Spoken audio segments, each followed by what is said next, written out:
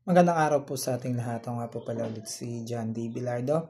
Now, ang topic po natin today is about po sa image of God. So, ano po ba ibig sabihin na ito? Being made in the image of God means that every human being reflects something of God's character. We are rational, moral, creative, relational, and spiritual.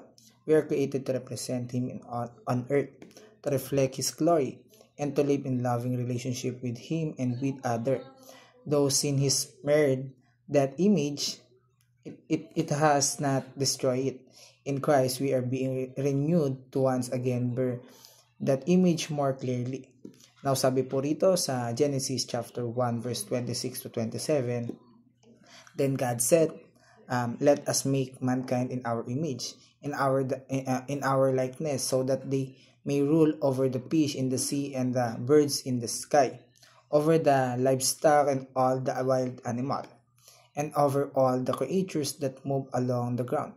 So God created mankind in His own image. In the image of God, He created them. Male and female, He created them. Now, sabi po rito sa Tagalog, pagkatapos sinabi ng Diyos, ngayon likhain natin ang tao ayon sa ating larawan. Ayon sa ating wangis, sila ang mamamahala sa mga isda, sa mga ibon at himpapawid at sa lahat ng hayop. Maging maaamo o mailap, malaki o maliit, nilalang nga ng Diyos ang tao ayon sa kanyang larawan, sila ay kanyang nilalang ng isang lalaki at isang babae. Now, ito po yung first teaching natin. All people are equal in value and dignity. Ang tao ay nilikha ng Diyos sa kanyang wangis. Ito ay isang katotohanan na nagbigay ng matibay na pundasyon sa ating pagkatao, hindi ang ating itsura, yaman, edukasyon o reputasyon.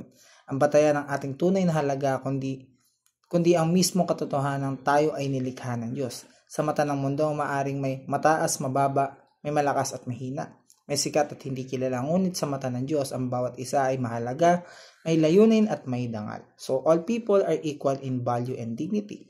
And point number 2 po natin, looking down on people is looking down on God. Kapag tayo ay tumingin sa iba na may paghamak, nilalapastangan natin ang wangis ng Diyos sa kanila.